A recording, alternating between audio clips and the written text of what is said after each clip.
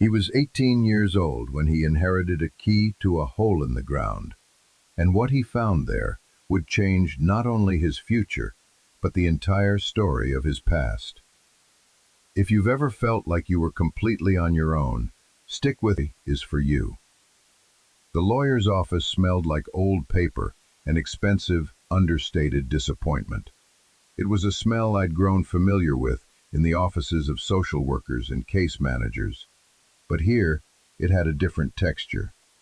This was the smell of money, even if it was money that had long since run out. My social worker, a perpetually tired woman named Carol, had called it a formality. "Your grandfather's estate," she'd said, the words clinical and distant, as if discussing a specimen under glass. "You're his next of kin. You have to be there." So there I was, a day after my 18th birthday, officially aged out of the state's care, and sitting in a leather chair that was worth more than every possession I owned, which were all packed into a single duffel bag at my feet. The chair sighed when I shifted, a soft, leathery sound of protest. I felt like I was wearing the wrong skin. The cheap suit they'd given me from the donation bin felt tight across the shoulders, a costume for a part I hadn't auditioned for. 2 years of group homes, 2 years of navigating the quiet violence of institutional life, had taught me how to make myself small, to observe, to expect nothing. It was a good skill to have in a room like this. The lawyer, a man named Arthur Abernathy, looked as ancient as the books lining his walls. He had thin, white hair combed over a pink scalp and glasses that magnified his pale, watery eyes. He didn't offer condolences. He just cleared his throat, a dry, rustling sound, and slid a thin folder across the polished expanse of his mahogany desk. "Mr. Davies," he began, his voice like gravel stirred with a spoon. "I was your grandfather, Alistair Davies, legal counsel for over 30 years. His will is, to be blunt, uncomplicated." He opened the folder. The single sheet of paper inside seemed impossibly small to contain the sum of a man's life. After settling outstanding debts with creditors, of which there were a significant number, the remaining liquid assets of the estate amount to $1,472. He paused, letting the pathetic number hang in the air between us. It wasn't an insult, just a fact. I felt nothing. I hadn't seen my grandfather since I was 10 years old. He'd been a ghost, a myth, a name on a file. The man who had sent me away.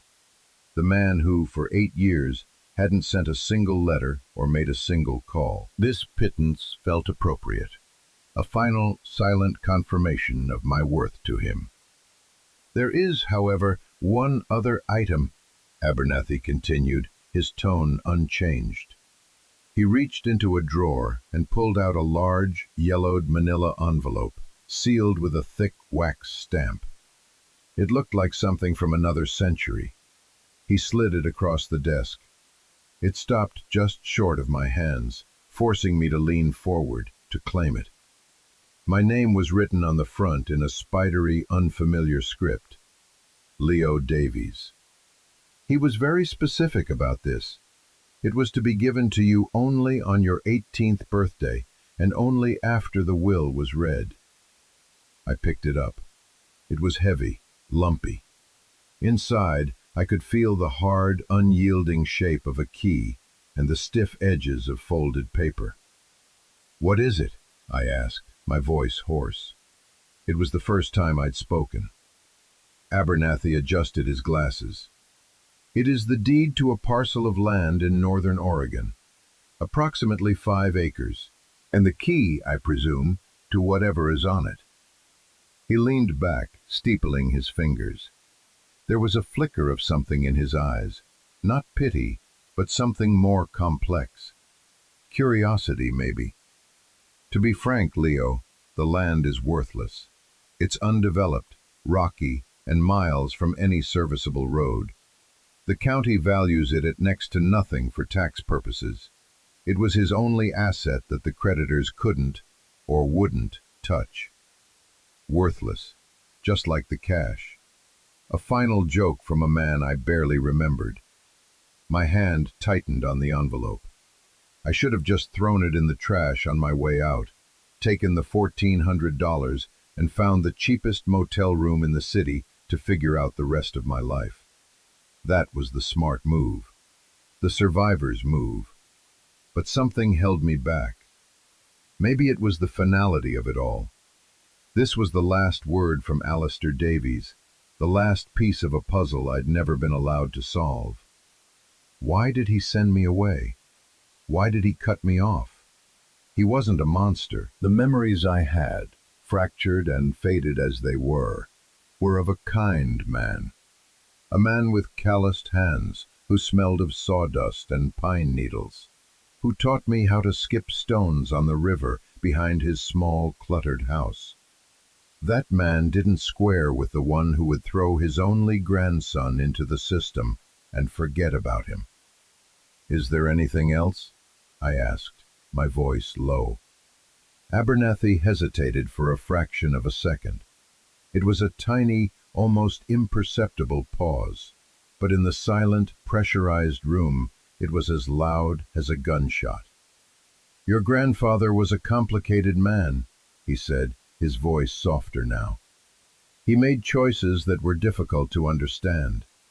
He wanted you to have this. He said it was the only thing of value he had left to give." The way he said it, the slight emphasis on the word value, suggested a meaning beyond money. I stood up, the leather chair sighing again, this time with relief. I tucked the envelope into the inside pocket of my ill-fitting suit jacket. "We'll set one up. My assistant will. We'll set one up. My assistant will handle it." As I turned to leave, his voice stopped me at the door. "Leo." I looked back. The lawyer's face was unreadable, a mask of professional neutrality. But his eyes, magnified by the thick lenses, held a different story. "Be careful," he said. "Some histories are better left buried." The bus ride north was a long, slow crawl out of the life I knew. The city, with its grid of streets and familiar gray skyline, bled into suburbs, which then frayed into farmland, and finally dissolved into the dense, dark green of the Oregon wilderness. For 14 hours, I watched the world slide by the window, feeling like a ghost haunting the edge of other people's lives. I had the $1,400, minus the bus ticket, in a new bank account, a cheap burner phone Carol had given me as a parting gift, and the heavy envelope from my grandfather. I'd opened it on the bus, the drone of the engine a fitting soundtrack to the quiet revelation. Inside was an old, heavy iron key, pitted with rust, and a folded piece of paper. It wasn't a modern deed, but a hand-drawn map on thick, yellowed parchment. A circle was drawn in red ink with an X in the middle. Next to it were coordinates and a simple, stark instruction. "The door is on the north face of the ridge. The key fits only one lock. Trust what you find. Burn the rest." It felt less like an inheritance and more like the beginning of a scavenger hunt designed by a madman. The bus was mostly empty, just a few other solitary travelers lost in their own thoughts. The air grew colder as we climbed in elevation, the sky a flat, unforgiving gray. I thought about what Abernathy had said. Some histories are better left buried. What did he know? What kind of history did my grandfather, a simple carpenter as far as I knew, even have? The man I remembered built birdhouses and fixed sagging porches. He wasn't a man of secrets and iron keys. Or was he? The memories were a child's memories, unreliable and painted with the broad strokes of emotion. Maybe I never knew him at all. The last 8 years had taught me to be pragmatic, to not hope for things that weren't there. Hope was a vulnerability, a weakness that could be exploited. And yet, A tiny, stubborn seed of it was sprouting in the barren soil of my chest. For the first time since I was 10, I had a destination. It was a worthless piece of land and a mysterious lock, but it was something. It was a thread leading back into a past that had been violently severed. The bus dropped me off at a crossroads with a single blinking yellow light. The town, if you could call it that, was named Hemlock Creek. It consisted of a gas station, a diner with a flickering neon sign, and a general store with a faded Coca-Cola logo painted on its brick side. The air was sharp and clean, smelling of damp earth and pine. It was a smell from my childhood, a scent that unlocked a phantom limb of memory. I felt a pang in my gut, a mix of nostalgia and dread. I went into the general store to buy a powerful flashlight, batteries, some water, and a few protein bars. The man behind the counter was old, with a weathered face and a friendly, tired smile. "Passing through?" he asked, ringing up my items. "Something like that," I said. "I'm looking for a piece of property out on Ridge Road." He paused, his eyes narrowing slightly. "Ridge Road? Ain't much out there but trees and old logging tracks. Which parcel?" I hesitated, then showed him the map. He squinted at it, pulling a pair of reading glasses from his shirt pocket. "Well, I'll be," he murmured. "That's the old Davies place. Haven't seen anyone head out that way in, must be close to a decade. Alastair's boy, are you?" The question was casual, but it landed like a punch. "Grandson," I corrected him, my voice tight. "He passed away." The man's face softened. "Sorry to hear it. He was a good man. Kept to himself, but a good man. Hard as woodpecker lips, but fair." He pointed out the window. "Ridge Road's about a 5-mile walk that way. Turns to gravel after 2, then to dirt. The property's at the very end. Can't miss it. It's where the road stops." I thanked him, paid for my things, and left. The 5-mile walk felt more like 50. The paved road gave way to gravel as promised, the crunch of my footsteps the only sound besides the wind sighing through the towering pines that lined the road like silent sentinels. The sky was darkening, the clouds pregnant with rain. I pulled up the hood of my Finn jacket and walked faster. By the time the dirt track petered out into a wall of overgrown foliage, a cold drizzle had started. This was it, the end of the road. My grandfather's land was not welcoming. It was a tangle of blackberry bushes, ferns, and young alder trees, all fighting for space under the shadow of ancient Douglas firs. There was no house, no cabin, not even the ruins of one. Just 5 acres of wild, untamed land. It was exactly as worthless as Abernathy had said. For a moment, despair washed over me. I had spent the last of my money and hope chasing a ghost to this forgotten patch of dirt. I was an idiot, a lost kid playing make-believe. I almost turned back. I almost walked the 5 miles back to town and caught the next bus to anywhere. But then I looked at the map again. North face of the ridge. I found the ridge easily enough, a steep, rocky spine of land that ran along the back of the property. The north face was sheer, slick with moss and rain. It seemed impossible. I spent the next hour scrambling along its base, my hands raw, my clothes soaked through.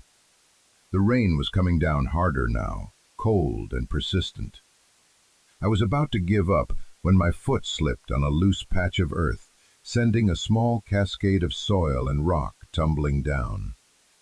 And there, beneath the dirt and moss I had dislodged, was a flat gray corner of something that was not rock. It was concrete. My heart hammered against my ribs. I dropped to my knees and started digging with my bare hands, tearing at the soil and roots. The cold didn't matter anymore. The rain didn't matter. I dug until my fingers were numb and bleeding, uncovering a large rectangular concrete slab set flush into the hillside. And in the center of it was a recessed, heavy steel door, its surface covered in a thick layer of rust that looked like dried blood. There was no handle, only a single dark keyhole. It was real. Whatever this was, it was real. My hands were trembling as I pulled the iron key from my pocket. It felt ancient and heavy, a piece of forgotten history. I wiped the mud from the keyhole and slid the key in. It grated, fighting me, but then with a final push, it sank in all the way. I grasped it with both hands and turned. For a moment, nothing happened. I put all my weight into it, my muscles straining. Then, with a deep, groaning shudder that seemed to come from the center of the earth, something inside the door gave way. A loud clang echoed through the forest, startling a flock of crows from the trees. The sound was deafening, a sound of finality, of release. A faint, musty smell, the smell of trapped air and long-forgotten things, seeped from the edges of the door.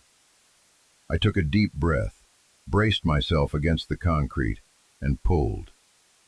The door was immensely heavy, but it moved, scraping against its frame with a tortured screech of metal on metal. I managed to open it just wide enough to slip through. I switched on the flashlight, its beam cutting a sharp white cone through the absolute darkness within, and stepped across the threshold, out of the rain, and into my grandfather's secret. The air inside was cold and dead, carrying the scent of dust, damp concrete, and something else. A faint metallic tang, like old machinery. The flashlight beam danced around, revealing a short, steep set of concrete steps leading down into blackness. I pulled the heavy door shut behind me. It closed with a deep, resonant boom that vibrated through the soles of my shoes, plunging me into a silence so profound it felt like a physical pressure against my eardrums. The only sound was my own ragged breathing. I was sealed in. For a terrifying second, panic seized me. What if I couldn't get it open again from the inside? I fought the urge to scramble back up the steps and test it. No, I had to trust. Trust what you find. My grandfather's words. I took a slow, deliberate breath and began my descent. The steps ended in a large, square room. I swept the beam of the flashlight across it, my boots crunching on the dusty concrete floor. It was a military bunker. There was no other word for it. The walls were thick, poured concrete, the ceiling reinforced with steel I-beams.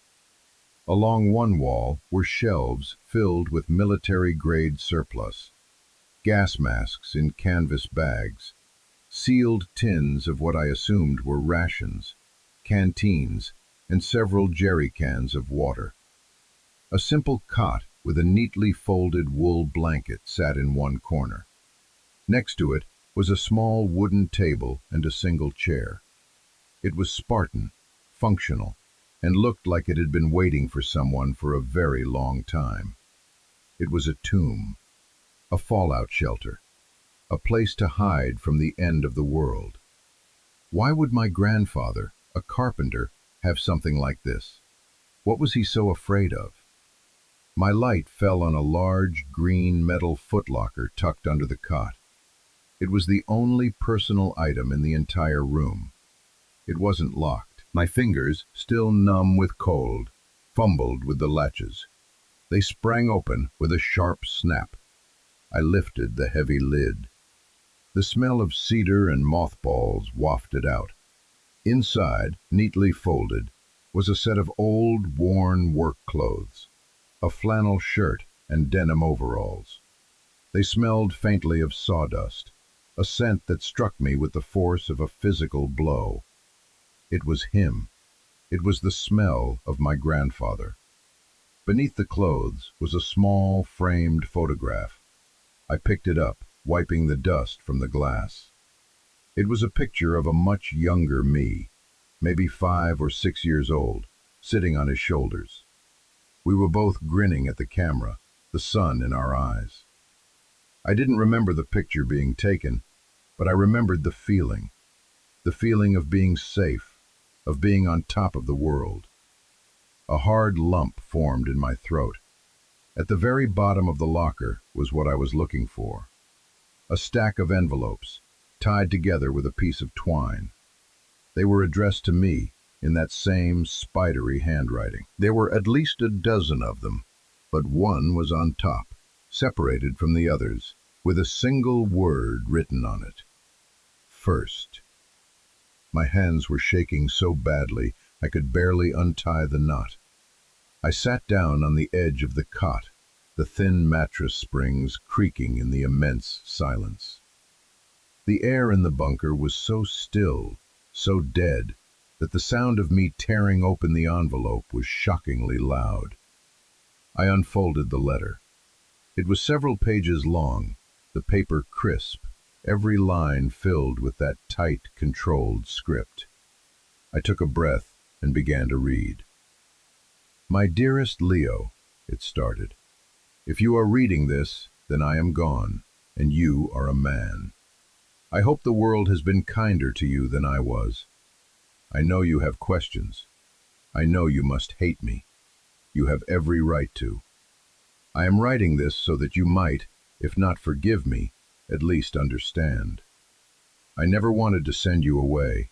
You were the only good thing in my life, the only thing that mattered. But I had to. I had to make you disappear."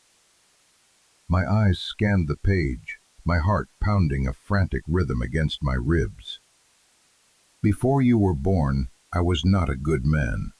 I was involved with people who operated in the shadows. I made a mistake, a terrible one. I partnered with a man named Silas Croft. We were supposed to be buying up land for legitimate development, but he was a shark. He was using intimidation, threats, and fraud to force people to sell. When I found out the extent of it, I wanted out. I had evidence against him, ledgers and documents that could have sent him to prison for a very long time. I threatened to go to the police. That was my mistake." The words on the page seemed to blur. I could feel the cold concrete seeping through my jeans, but I couldn't move. Croft didn't take kindly to threats. He made it clear that if I ever spoke a word, he would destroy everything I loved. And by then, Leo, the only thing I loved was you. Your parents were gone, and you were all I had. He knew that. He had me followed. He had you followed. I saw them, watching you play at the park, sitting in a car outside your school. They weren't just watching. They were hunting. I lived in a state of constant, gut-wrenching terror. Not for myself, but for you. I couldn't go to the police, because Croft had people everywhere, and I couldn't prove the threats without revealing the evidence, which would have put you in even more danger. I was trapped. I stopped reading, my chest tight, my breath coming in shallow gasps. I remembered being watched. I'd told my grandfather about a strange car, and he'd gone pale, his face a mask of fear I was too young to understand. He'd told me it was nothing, just my imagination. I forced myself to continue reading. I built this bunker with my own 2 hands, years before, as a precaution. A place to run if things ever went bad. But I realized that hiding you with me wasn't enough. As long as you were tied to me, you would be a target. You would be leverage. The only way to truly keep you safe was to sever that tie. I had to make it look like I didn't care. I had to make you a ward of the state, a nameless file in a vast bureaucratic system where Croft could never find you. It was the hardest thing I have ever done. The day I dropped you at the social services office, I told you I couldn't take care of you anymore. I saw the look in your eyes, the confusion, the betrayal. It shattered my soul, Leo. I drove away from you, and I didn't stop crying for 100 miles. Every day for 8 years, I have lived with that moment. Every day, I have woken up with the knowledge that my son's son believes I abandoned him. I let the letter fall from my hands. A single hot tear traced a path through the grime on my cheek, then another, and another.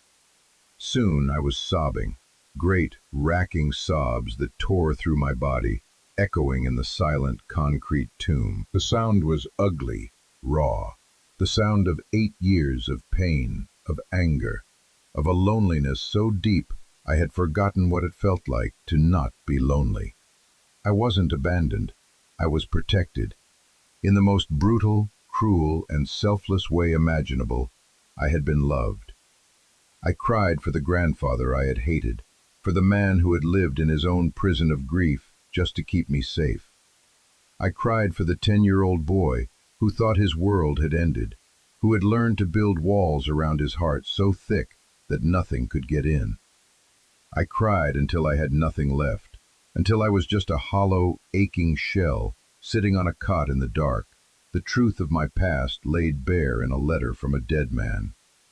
When the storm of grief finally passed, I was left with a strange and unnerving calm. The bunker no longer felt like a tomb. It felt different, like a sanctuary, a place of truth. I sat there for what felt like hours, the flashlight beam growing weaker, the silence of the earth pressing in on me. The letter lay on the floor where I'd dropped it. The last paragraph was still unread. I picked it up, my hands steady now, and read the final words. This bunker is yours now, Leo. There are supplies here to last you for months.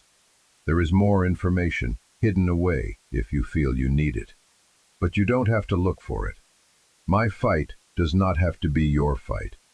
You are free. You can take what little money I left you and walk away. Start a new life. Forget about me, and forget about Silas Croft. That is all I ever wanted for you, to be safe and to be free. Whatever you choose, know that I loved you. Know that every day I was proud of you. Your loving grandfather, Alistair. The choice he laid out was so clear it was brutal. Walk away and be free, or dig deeper and inherit a war. For 8 years my life had been about survival, about keeping my head down and staying out of trouble. The smart choice, the sane choice, was to take the money and run, to honor his sacrifice by living the free life he'd bought for me at such a terrible cost. But could I? Could I walk away knowing this man, Silas Croft, was still out there? The man who had stolen my childhood, who had condemned my grandfather to a life of lonely torment. The anger I had felt for my grandfather, so misdirected for so long, now had a target. It was a cold, hard knot in the pit of my stomach. It demanded justice. And then there was the other part of me, the part that had been starved for connection for so long.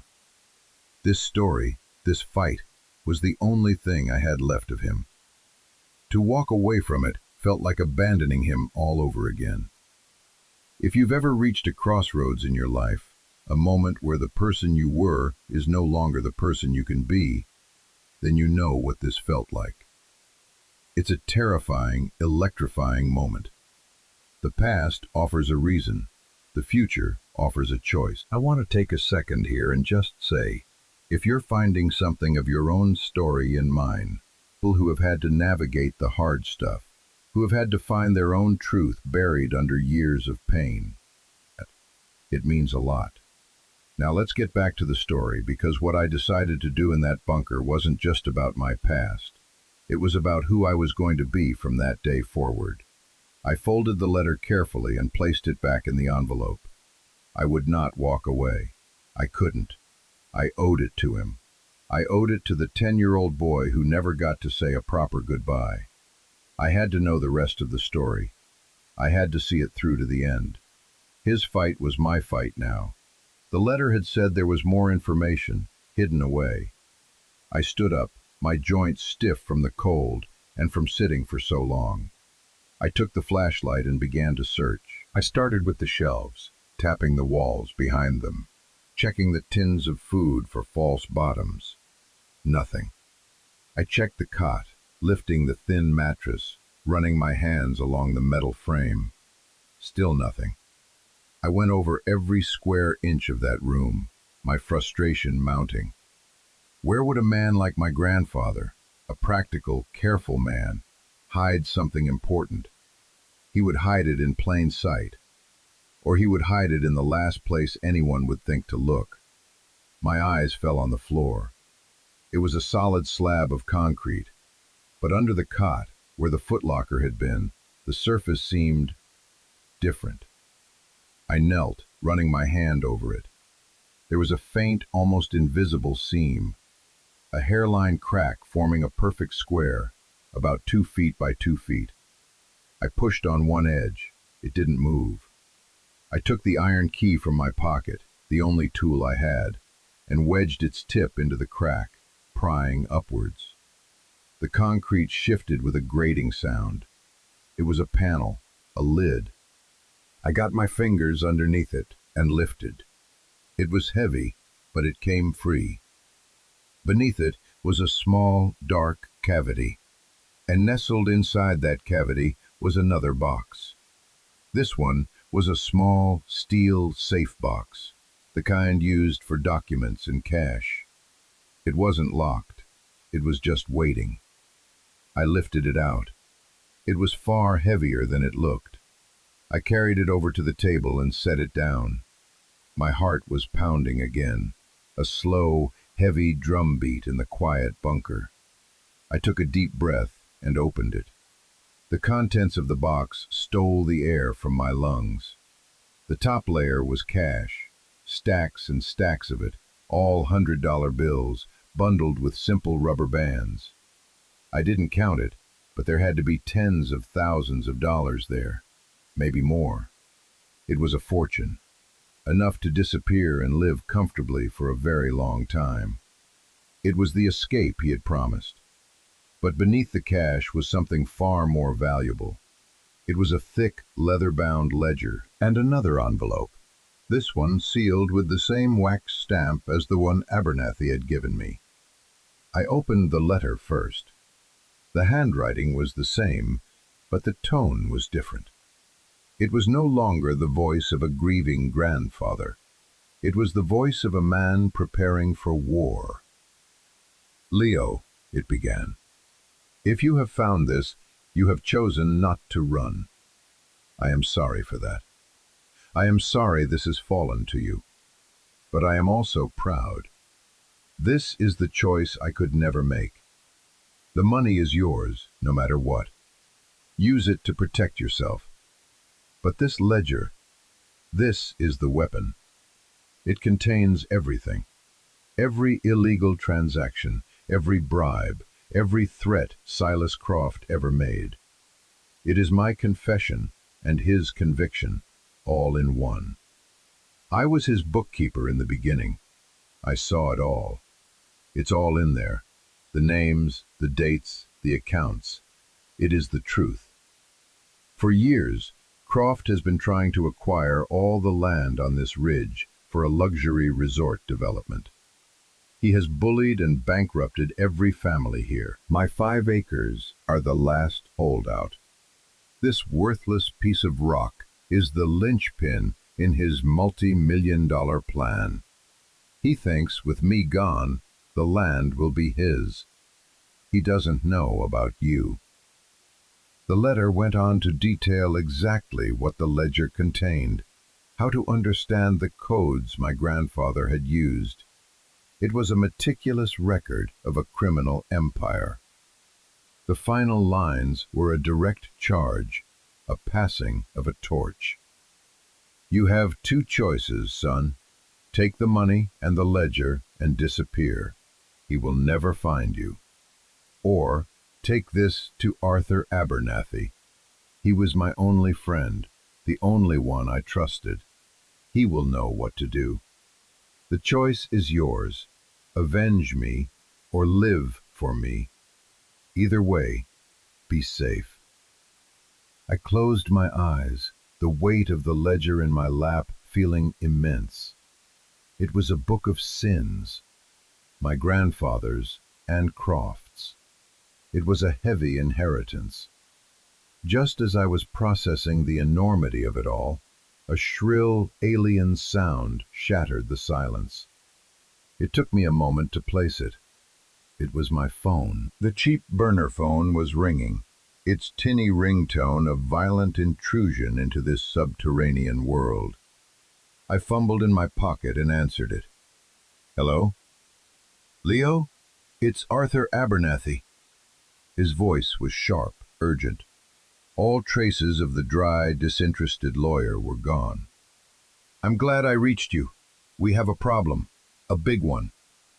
What is it? I asked, my own voice sounding distant, disconnected from the reality of the situation. A development firm, Croft Enterprises, has just filed an accelerated foreclosure claim against your grandfather's property, Abernathy said, the words coming fast and clipped. They've produced a promissory note, supposedly signed by Alistair, securing a massive debt against the land. They claim he defaulted. The note looks legitimate, but I know Alistair would never have been that foolish. It has to be a forgery. The problem is, they have a judge on their side. They've been granted an expedited hearing. We have 48 hours to formally respond, or the court will grant them the title. They're trying to steal it, Leo, and they're doing it fast. Silas Croft. The name was no longer a ghost from a letter. He was real, and he was making his move. My grandfather had been dead for less than a week, and his enemy was already at the gates. The timing wasn't a coincidence.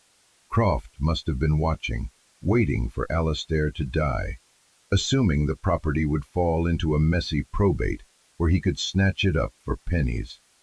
He never counted on me. He never counted on the bunker, or the letters, or the ledger currently sitting in my lap. The world upstairs was moving, while I had been sitting in the dark, lost in the past. Now the past was colliding with the present. Leo, are you there? Abernathy's voice was tense. Did you hear me? I looked at the ledger. I looked at the stacks of cash.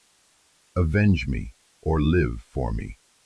The choice wasn't a choice anymore. Croft had made it for me. He wasn't just coming for the land. He was coming for my grandfather's memory. He was trying to erase the last piece of him, to pave over his life and build a resort on his bones. A cold, clear certainty settled over me. The fear was gone, replaced by a hard, unyielding resolve. I was not a scared kid from the system anymore. I was Alistair Davies' grandson, and this was my land. I hear you, Mr. Abernathy, I said, and my voice was different. It was steady. It was calm. It was the voice of a man who knew exactly what he had to do. I think I have something you need to see, something that's going to stop Mr. Croft for good. The next 48 hours were a blur of motion and purpose. I hiked back to Hemlock Creek, the steel box heavy in my duffel bag, the cash a startling weight against my back. I felt like a different person from the aimless kid who had walked this road less than a day ago. I had a mission. I caught the first bus back toward the city, my mind racing the entire way. Told me to come directly to his office, no matter what. I was on my way. I didn't give him details over the phone, just that I had found what my grandfather had left for me. He told me to come directly to his office, no matter the hour. I arrived at his building late at night. The city was a blaze of lights, but it felt distant and unreal. The only reality was the bunker, the letters, the heavy weight of the ledger. Abernathy met me himself, letting me in through a private entrance. The office was dark, save for a single lamp on his desk, that cast long shadows across the room. He looked tired, but his eyes were sharp, alert.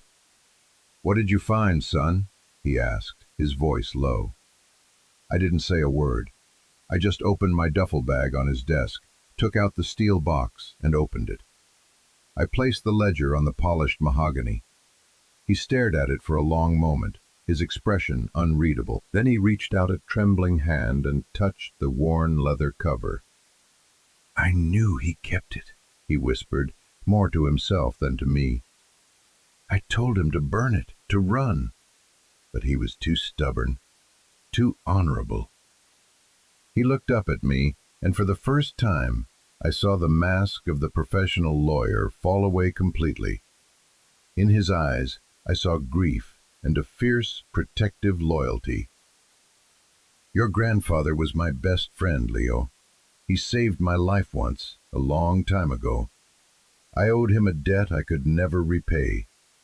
Helping you, maybe this is how I finally do it." We spent the rest of the night poring over the ledger, Abernathy translating my grandfather's coded entries. It was all there. A decade of crime, meticulously documented.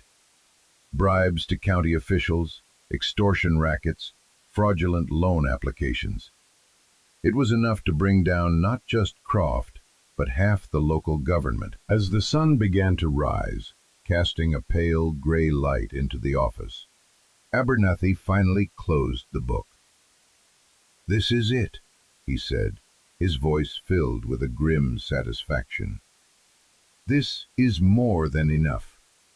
He made copies of the most damning pages. He made a phone call to a contact he had at the state attorney's office, a man he said owed him a favor and hated corruption. The wheels of justice, long rusted and still, began to turn. The day of the hearing, I sat in the back of the courtroom. Abernathy had insisted I stay out of sight. Croft was there, a handsome, silver-haired man in an expensive suit, looking confident and smiling at his lawyers. He looked like a pillar of the community, not a monster. He didn't even glance around the room. I was nobody to him, a ghost. When the judge called the case, Croft's lawyer stood up and presented the forged promissory note with a flourish. It all seemed so official, so insurmountable. Abernathy stood. He didn't address the note. He simply said, "Your Honor, before we proceed, I would like to submit new evidence pertaining to the business practices of the plaintiff, Mr. Silas Croft." He placed a single thick file on the judge's bench. As the judge began to read, a silence fell over the courtroom. I watched Croft's face. The confident smile faltered. His eyes darted from the judge to Abernathy, a flicker of confusion turning to alarm. The judge's face grew pale. He looked up, not at the lawyers, but at two men in dark suits who had quietly entered the back of the courtroom. State investigators. They walked calmly down the aisle, approached Silas Croft, and one of them leaned in and spoke quietly in his ear. The color drained from Croft's face. The pillar crumbled. The monster was revealed. It was all very quiet, very civil. There was no shouting, no dramatic scene. Just the quiet, methodical dismantling of a man's life. They led him away, his expensive suit suddenly looking cheap and ill-fitting. The case was dismissed. The land was mine, free and clear. It was over. The war was won. In the weeks that followed, the story unspooled in the local papers. Croft's empire was a house of cards, built on fear and fraud, and my grandfather's ledger was the gust of wind that blew it all down. Other people, emboldened by his arrest, came forward with their own stories. It was an avalanche of truth. I used some of the money my grandfather had left me to pay Abernathy for his services, though he tried to refuse. The rest I put in the bank. It was a safety net, a foundation. But the real inheritance wasn't the money. It was the land. It was the bunker. I went back to Hemlock Creek. I bought a used pickup truck and supplies. I spent my days on that 5-acre parcel of land, clearing the overgrown brush, letting the sunlight reach the forest floor for the first time in years. I worked with my hands, just like he had. I found the foundation of his old house, the one I barely remembered, and I started to dream of rebuilding it. The bunker was no longer a dark, secret place. I aired it out, cleaned it from top to bottom. It was my history, my sanctuary. I left the cot and the table, a quiet memorial to the man who had spent so many lonely years protecting me. I would sit down there sometimes, in the profound silence, and read his other letters. They weren't about Silas Croft. They were about me. He had written them over the years, one for each birthday he'd missed. He wrote about what he imagined I was doing, what kind of man I was becoming.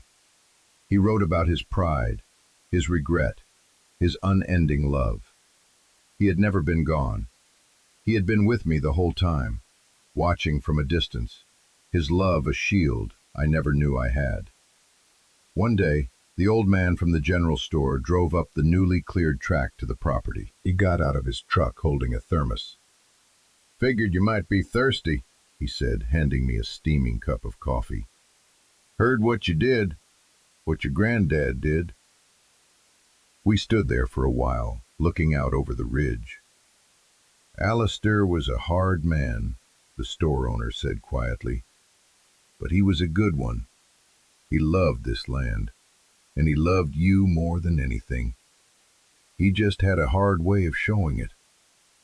I nodded, a lump forming in my throat.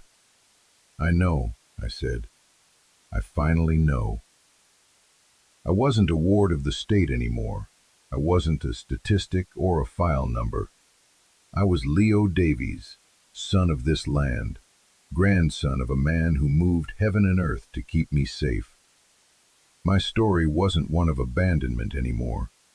It was a story of sacrifice, of a love so fierce it was willing to be misunderstood. It was a story of coming home.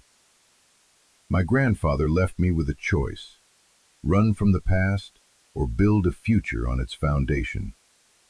I chose to build. And as I stand here today, on this land that is mine, I feel a peace I never thought possible. The past doesn't have to be a prison. It can be a blueprint. It can be the solid ground beneath your feet. I want to ask you, what foundation are you building on? What parts of your own history have you had to reclaim to become who you are today? If this story resonated with you, if you've ever had to fight for your own truth, I'd be honored if your stories matter here. This is a community for people who understand that the deepest roots often grow in the hardest ground. Thank you for listening and of this conversation, because we all deserve a